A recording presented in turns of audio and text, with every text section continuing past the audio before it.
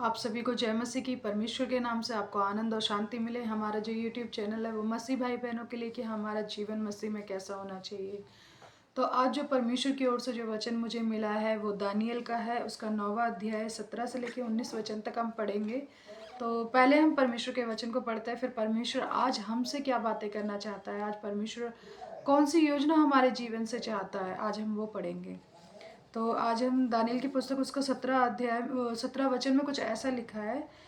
हे हमारे परमेश्वर, अपने दास की प्रार्थना और गिड़गिड़ाहट सुनकर अपने उजड़े हुए पवित्र स्थान पर अपने मुख का प्रकाश चमका। हे प्रभु, अपने नाम के नियमित यह कर। हालेलुया, परमेश्वर की महिमा हो। पहली बात, आप जो सोचते हो कि परमेश्वर का उजड़ा हुआ पवित्र स्थान कौन सा है, हम जब अगर वचन को पढ़ते तो क्या कहता है परमेश्वर, जो हमारा शरीर है वो कैसा है, पवित्र आत्मा की देह, यानी कि परमेश्वर हमारे अंदर वास करता है। तो आज दानियल उसी चीज के लिए कह रहा है, यानी कि हमारे खुद के शरीर के लिए क्या कहता है परमेश्वर। हे हमारे परमेश्वर, मेरा परमेश्वर, यानी कि जो हमारा जिंदा खुदा है, वो हमारा जो परमेश्वर है, यहोवा परमेश्वर है। दानियल उससे कह रहा है कि हे परमेश्वर, अपने उजड़े हुए पवित्र स्थान पर अपने मुख का प्रकाश चमका।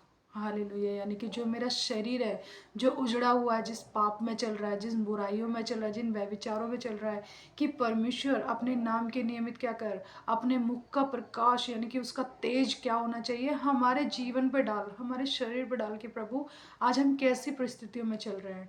इसी तरीके से अगर हम 18 वचन को पढ़ते हैं तो क्या लिखा है।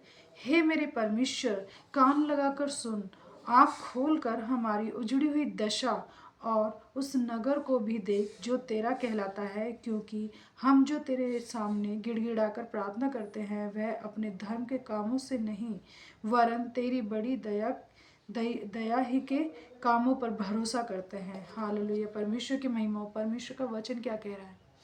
दानियल कहता है परमेश्वर से, आज हम भी और आप भी परमेश्वर से कहते हैं, क्या कहते हैं कि हे परमेश्वर, क्या कर, मेरी ओर कान लगा, अपनी आंखों से देख मुझे, मेरे उजड़े हुए शरीर को, मेरी दशा को। कैसे दशा आज हमारी कैसे चल रही है, उजड़ी हुई, बीमारियों में, कर्जों में, बंधनों में, श्रापों में। वो क्या है, हमारी दशा है कैसी, जो हमारा क्या है उन बंधनों में चल रहा है। वो बिगड़ी हुई दशा के लिए हम परमेश्वर से क्या कहते हैं कि प्रभु तो अपनी आंखों को मेरी ओर लगा, अपने कानों को मेरी ओर लगा, यानी कि मेरी दशा देख, मेरी मेरी बिगड़ी हुई कहानी को सुन।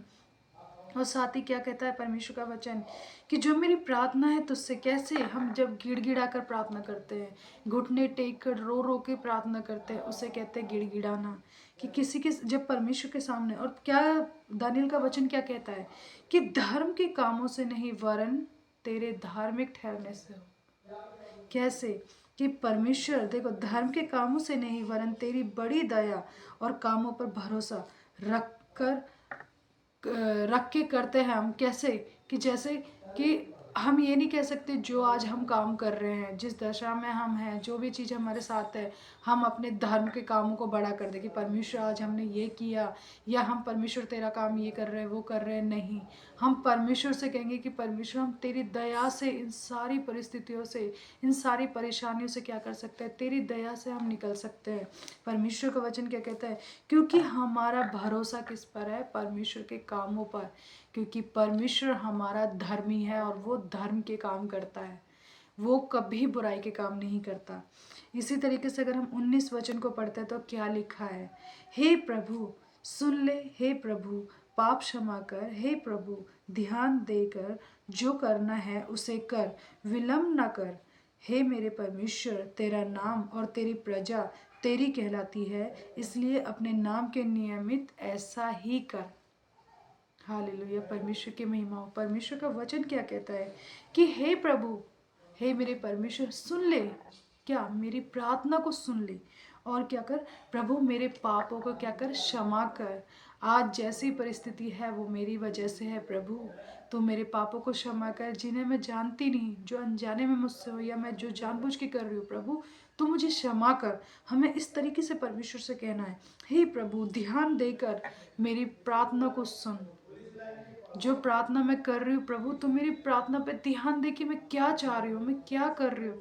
और परमेश्वर का वचन कहता है कि तू विलम्ब ना कर, यानी कि मेरे परमेश्वर तू देर ना कर, क्योंकि तुझे पता है कि मेरी दशा कैसी है, मैं कौन सी परिस्थिति में हूँ। परमेश्वर तुझे पता है मेरी दशा कैसी है।